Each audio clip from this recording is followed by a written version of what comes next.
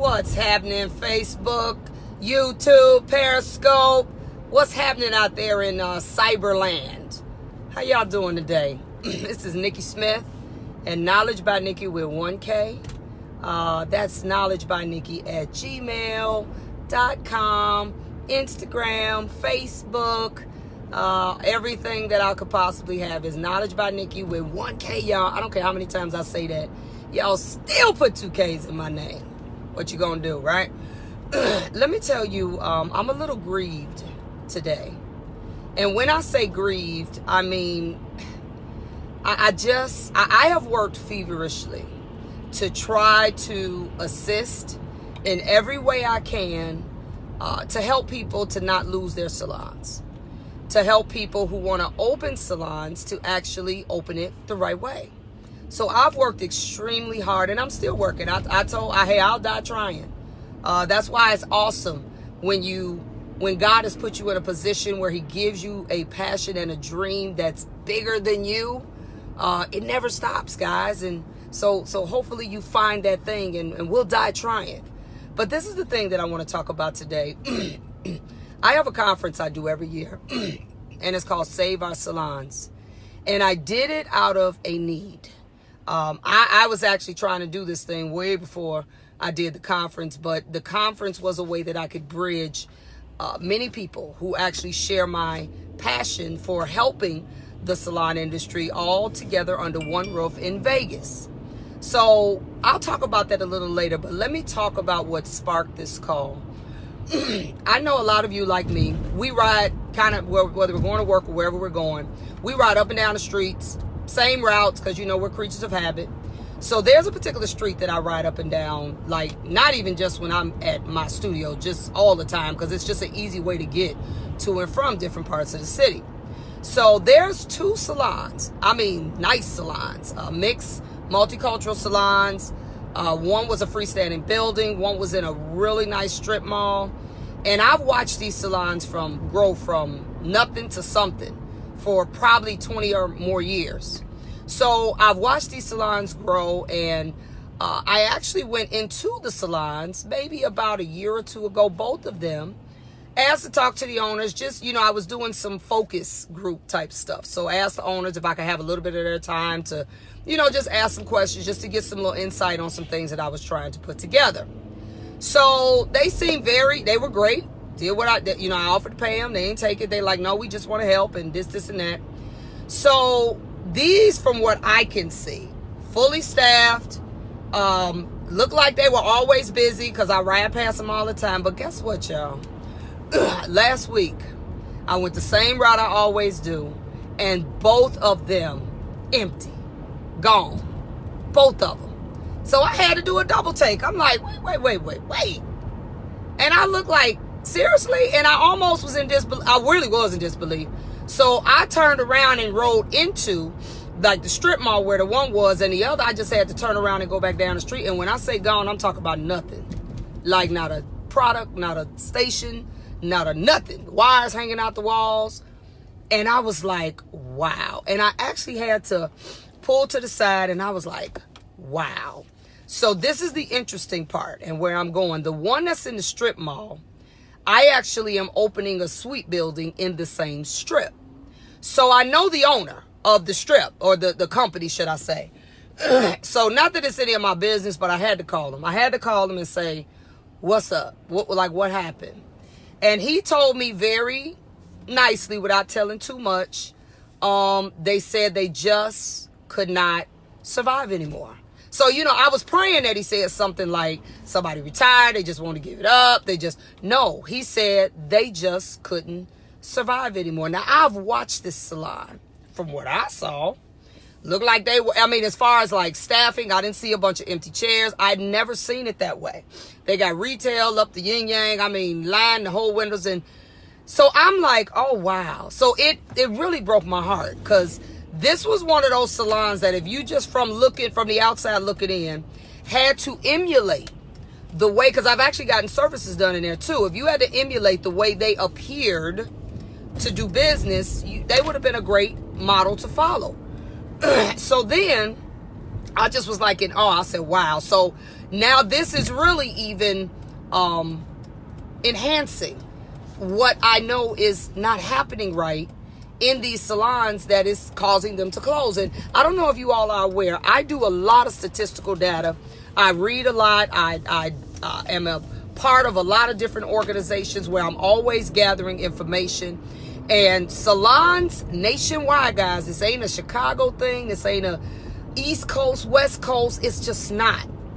They are closing in record numbers, like 15% a year. So wherever street you ride down, you might see the same thing. Say next year, you might see those same salons closed. So I asked myself, and I'm actually going to tell you something else that happened to me. I asked myself, what is going on? Because on the flip side, I'm also dealing with salons in these same areas that are flourishing.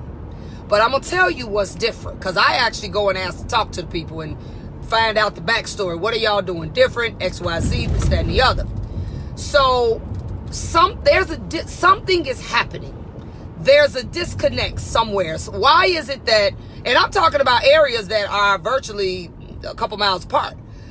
So we can't say it's an area thing. So what is one doing that is having them flourish even at a time like this? And another one isn't doing that is literally got them shutting down. What is the difference, guys? And let me give you another tip. For those of you all that have established business credit, if any of you all have done that, and I'm talking about a Paydex score, not just get credit for your business. I'm talking about an actual business credit score. I've had one forever. And I've also gotten business lines of credit through the years for all amounts. So this one particular company, now listen to me when I say this, they offered me a $200,000 business line of credit. Now I know what's needed. My financials are in order. I already know what they need before they ask. So the minute they say, we're going to email you everything we need, you just basically, send us over. I could literally just drag and drop and put it on in the email and be done, because I already know what they need. So all my financials are in order. I know approximately for like a $200,000 loan, your financials, after they do this formula and take this out and that out, profit and loss, what it needs to look like, I already know I was in order with what was needed. Let me tell you what these people told me. Now, they did give me the business line of credit, but they didn't give it to me for the amount that I asked for. And let me tell you why. And I wasn't even mad at them. They said it had nothing to do with your financials, because according to our guidelines, your financials all were well beyond what we needed to actually approve you for the amount. So they gave me a way lesser amount. And I asked why. They said, this company, I'm not going to say their names, they said because people in your industry are not stable. Did y'all hear what I said?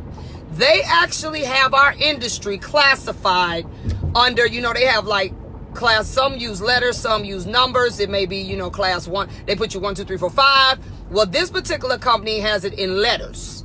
And I forgot what the code was for our industry. Now, mind you, I'm a consultant. I ain't even really say nothing about doing hair, because I only do hair 4 days a month. 2 every other week for 2 days, right? So that wasn't even what I put on my application. They said the minute you say beauty anything, that's what the guy told me. He was straight up with me. He said the minute you say beauty anything, I don't care, because my information says I'm a salon business consultant or salon business strategist. It don't say nothing about no hairstylist. He told me in their minds, it's all the same. He said this to me. I had a really great conversation with the guy. He said, we recognize that you all make money. There is no dispute there. He said, we recognize that you all could have, your financials could be in order. He said, but we have had more than a few salons or salon-oriented type businesses that have shut down, filed bankruptcy, or did something where they could not pay the loan back. way before its maturity date. Now, this is a business line of credit, so it revolves. He said, we have had that happen from our business guys more than any other industry that they've ever taken on. So I'm just like, wow. So to me, it was like, okay, I got to do some more research. And I wasn't tripping. He said, it ain't got nothing to do with you and your financials. He said, it's just the classification we have to put you in. So basically what they do is they'll start you off with this amount just because of your classification. And then if you do good, which I've had many business lines of credit, I pay them and then they give me more and then I pay them. And these sit. I don't even use them unless I'm investing in something that's going to make money. So this to me ain't nothing, I ain't creating no debt with it. I'm making money with it and I'm making money with other people's money. And then I pay it off and then that's done. And then I'm still in, on the roll with what I'm doing. So all I said when he said it, I was like, I understand. I fully understand. So guys, we have got to do something because again, everybody is not failing. So what is the disproportionate difference? What is happening with those groups that are not failing and they're flourishing over the ones that aren't? So I'm going to give you some of the things because I went and talked to these people and I told them the same thing I'm telling you. I want to ask you, and these are owners, I've talked to at least 5 of them. What is it that makes your business successful? And then first I asked them, what is your idea of success? Is it the amount of money that you bring? Is it just that you're able to maintain? Because, some people think success is just being able to maintain and pay the bills.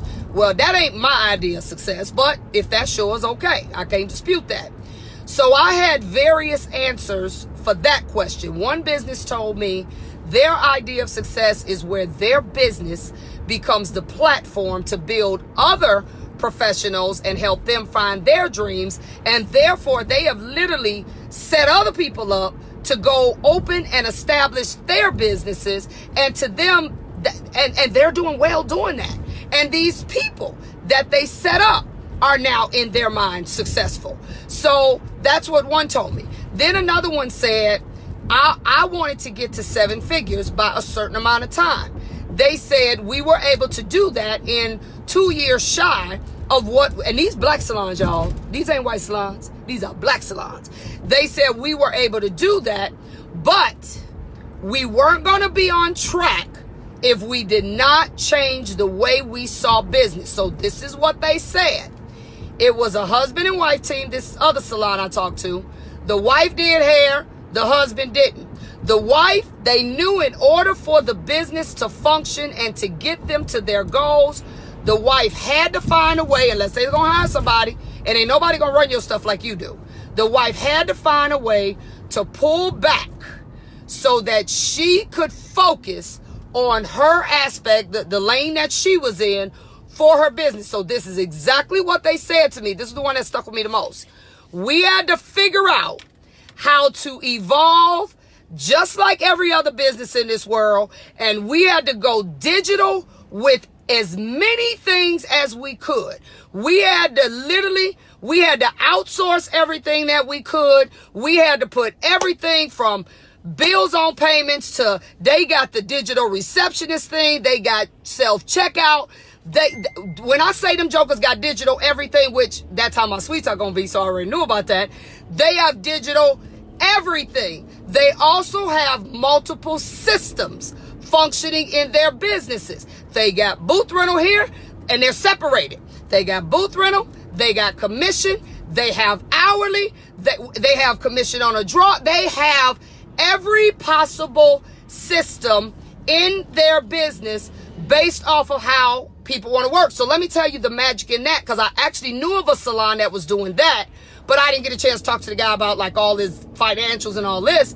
The magic of that is if you have multiple systems and you have to divide them up, they can't just be all in one big open space. You actually have people that will constantly evolve from hourly to commission to booth rental to independent room. You have people that every time they grow or as they grow, they'll just evolve within your same space. So he said they also, by them freeing up a lot of the time that was wasted on manual stuff that somebody else can do, stuff that you can automate, stuff that you can make digital. So they said it freed them up, him and his wife, he was already focusing on that end, to be able to focus on business principles and to even focus on what their workers across the board needed to help them grow. So they're doing extremely well. And they said they hit these black people, and they hit that 7-figure mark 2 years. But it required 2 of them to focus and listen to what I'm saying. Now, she wasn't able to step from behind the chair immediately. There was a transitional process that they had to go through so they didn't lose money. And that is, if you join one of my coaching groups, I'll tell you how that process goes, because it's not an overnight thing. They had to spend 12 months to get her into this. Okay, what we going to do with these clients? How we going to, if we going to take $1,000 from here because she's not going to do it, where's that $1,000 going to come from? There is a intentional growth process and steps that you need to take in order to do that. Now, I'm saying all this to say, because I could probably do this live for 2 hours or 8 hours if I needed to. If you are serious, for those of you all that are struggling, and you know as well as I do that your businesses are hanging on by a thread and they are on what I call life support, you are going to have to be flexible. You're going to have to be willing to do whatever it requires to save your business. Or one thing you're not going to like, you're going to lose your business and we're going to ride past your spot and it ain't going to be open. And when you've been used to working for yourself, going and working at somebody else's spot is not all that fun. And you may not really want to do the sweet thing. That's always an option too. So I'm saying this to say, guys, we got to do better. We got to do better. And if you don't know what to do, you have people like me, my girl Sharita, who we're partnering and we're taking some of you all to Hong Kong. You have my girl Tish Sutton. We all do coaching. We coach in different arenas and kind of focus on a different thing, but we all do coaching. If you all are serious about getting your stuff together, you also have to realize that if you don't know what to do, then you're going to have to ask somebody and you're going to have to pay them. And let me say this, almost every stylist I know wastes their money on something.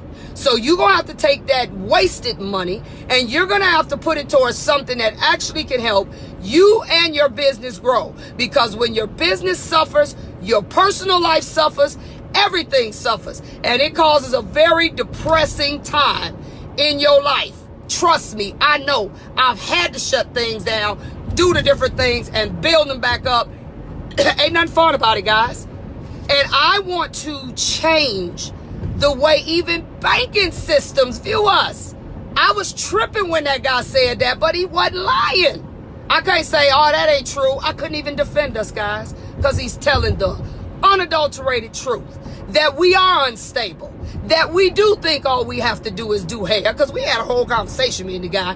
We do think all we have to do is do hair, and that's it. That's all we need to be successful. I am here to tell you that when you get to the point that you do less hair is when you are really going to see your business flourish, because now you can focus on some of the things that will actually help your business grow.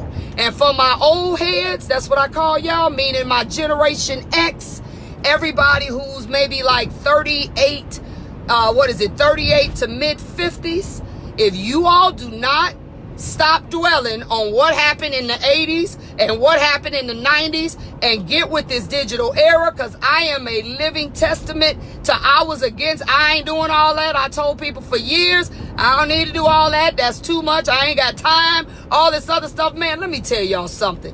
When I just finally recognize if I want my business to grow, and if I want me to grow and not have to work so hard, I better find me a millennial and have them sit down with me, show me what to do. When I did that, my life changed and I can't even keep up. Literally, my life fast-tracked 15, 20 years. I said, shoot, I should have did this a long time ago. So I'm telling y'all old heads, because some of y'all fight this stuff. some of y'all like, I ain't got time, or because it's uncomfortable for you, your mind shut down. Let me tell you something. You want to live in this world? You know, you all have heard me mention book writers, and y'all know I love Simon Sinek. That's one of my favorites. And he has a new book coming out called The Infinite Games. And if you all check out, I think it's on his YouTube, he has a hour and 21 minute speech somewhere. I don't even know where it is. I saved it. It's called Infinite versus Finite. He talks about how we live, a lot of us, in this finite way of thinking. Finite means that something has a beginning and it has an end. And that's it. And once it's over, now what? He said, if you don't change, and he breaks it down better than I ever could. He said, if you don't change the way you think and you start having what's called infinite thinking, that means it don't stop. That means you got to remain flexible. That means you got to embrace change. That means you at every turn have to do what's ever necessary for your survival, for your success. And he breaks it down in terms of business. Why businesses fail, it is phenomenal. So if you all get a chance, it's on YouTube, Simon Sinek. I want to say it's called The Infinite versus Finite video or something like that. You probably will find it. It's worth the hour and 21 minutes to listen to it. He helps you understand why businesses close down, because they have this finite thinking, and they get into this finite way where all they wanted to do was achieve this one thing. And so when they get to this one thing, they fight tooth and nail to keep that one thing, even if it ain't working no more. And then their businesses end up closing, because the world's gonna change whether you change or not. The world's going to be different whether you say it or not. Look, we're going in McDonald's. The McDonald's right here across the street from my studio. Even McDonald's now, you put your order in on the kiosk. See, you as much as I do think we need to have a balance of human connection versus digital, everything is going digital, guys. Everything. For those of you all old enough that remember the Jetsons, y'all give me some love. Show me a little love symbol. Y'all remember the Jetsons? Remember we thought it was far-fetched when we saw them jokers on that conveyor, or we were looking at each other in a TV screen, and now pretty soon cars gonna be hovering? That's where we at, guys. That's where we're at. So I want to say to all of y'all, if you don't change, the world will change around you, and I will be riding past your spot, and it will be shut down, and it won't be because somebody died or somebody got divorced. It'll be because you did not seek out the necessary help or do things like, okay, you don't know what you need? My conference is November 9th, 10th, and 11th in Las Vegas. Then you need, just like you go to Brana, just like you go to Premier, just like you go to every other thing you go to, come to Salon SOS. Save Our Salons, Salon Owner Strategies Conference. You can go on my website, knowledgebynikki with 1k.com, see what it's about. It ain't just me saying it. It's 16 other people other than me. I got it at a great place at the Embassy Suites Convention Center. Ain't no gambling in this convention center. They got 8 casinos in that area that don't have gambling. And I got one of those because I don't want y'all sitting at the crap table all night. I wake up, come back, you're still on the slot machine from last night. So I made sure you don't have that temptation. You want to get serious? You need to hire a business development coach like me. I'm not the only one out there. If you want to talk to me about it, you also can go on my website. It's free. You push the button for a consultation. We'll talk about it, see what you need, see if I'm the coach for you. But if you don't know what you need to come to this conference so you can hear from 16 people in different perspectives so you can see where you're missing it. Okay, we talking about salon business. We ain't talking about no haircutting, coloring. Y'all go to Brana for that, go to Premier for that, go wherever. It's plenty shows for that. But if you don't want to be one of these salons that I ride by or somebody else rides by and you are closed, then don't let your business suffer, and you don't have to. If you got something you can give up so you can put that money towards coming to the conference, I got payment arrangements. They are very easy. Most people say they don't even miss it. You start now, it's $200 down. Now you have to call me because I don't let you do payment arrangements online. You just got to pay for it. If you are interested, call me or text me at 800-580-8074. Somebody, anybody, put that up for me. 800-580-8074. 580-8074. Text me there. I'd set you up. But you need to get help. This was like on my mind all morning. Like, man, are we going to have no salons? Is it just going to be suites? Is it going to be suites and corporate salons, supercuts, and JCP? Is that all we going to have? Thank you, Mahogany. Is that all we going to have? Because that's what it's looking like to me. Because if we don't figure out this business thing, guys, not the hair thing, we got that. And I'm not against honing your skills because I honed mine. But I also made sure that at a point in my career, I said, you know what? Let me put as much, if not more, energy into learning how to keep this business. This is the difference, guys. It's easy to make money. Making money is easy. Learning how to make money is easy. You just got to be a person that don't mind working. But learning how to keep it takes effort. I am now doing a conference. I'm reading this book, y'all. It's off the chain. It's called Financial Intelligence. Oh my God, it's off the chain.